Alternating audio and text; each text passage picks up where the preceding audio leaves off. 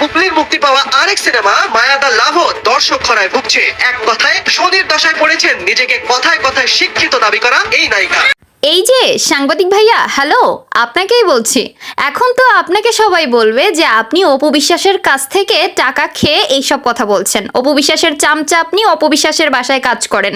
Even বুবলিও বলতে ছাড়বে না যে এগুলা হচ্ছে নিচু মানসিকতার প্রমাণ।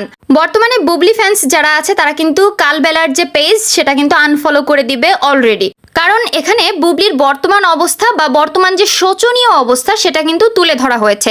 এরকম ভাবে কিন্তু অনেক বড় বড় গণমাধ্যমও বলতে পারে না বা বলতে সাহস পায় না, কারণ তারা মনে করে যে আবার কখন অপু বিশ্বাসের চামচা বানিয়ে দিবে।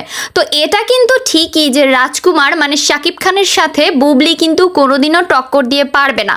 এবারের ঈদে বুবলির দুটো সিনেমা রিলিজ হয়েছে, তার মধ্যে দেয়ালের দেশ আর একটা হচ্ছে মায়া দ্য লাভ। এই দুটো সিনেমাই কিন্তু মুখ থুবড়ে পড়ছে। বিভিন্ন সিনেমা হল থেকে, স্টার সিনেপ্লেক্সের মতো ভালো ভালো সিনেমা হল থেকে কিন্তু বুবলির সিনেমার শো নামিয়ে ফেলা হচ্ছে, শো কমিয়ে ফেলা হচ্ছে। আর সেখানে কিন্তু বুবলির নামের পাশে বা বুবলির সিনেমার পাশে কিন্তু সুপার ফ্লপ কথাটি বসে যাচ্ছে বা সুপার ফ্লপ নামটা বসে যাচ্ছে।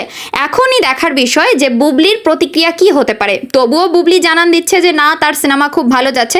ওদিকে তার সিনেমা এতই ভালো যাচ্ছে যে স্টার সিনেপ্লেক্সের মতো হল থেকেও বুবলির সিনেমার শো কমিয়ে ফেলা হয়েছে, শো নামিয়ে ফেলা হয়েছে, সেখানে রাজকুমার চালানো হচ্ছে। আর যে দর্শকরা দেখেছে তারা কিন্তু অনেকেই বলছে যে এই সিনেমাটা অনেকটা স্লোলি গেছে, অনেকটা বাজে অবস্থা, এই গল্প, এটা কেমন গল্প, বুবলির অভিনয় ভালো ছিল বাট এটা কেমন গল্প, গল্প ভালো না, এই সেই, মানে দর্শকরা রিভিউ দিচ্ছে এই টাইপের। তো তবুও কিন্তু বুবলি তার পেজে দেখতে পারবেন যে খুব বেশি ঢাকঢোল পেটাচ্ছে যে হ্যাঁ তার সিনেমা খুব ভালো যাচ্ছে, ভালো যাচ্ছে।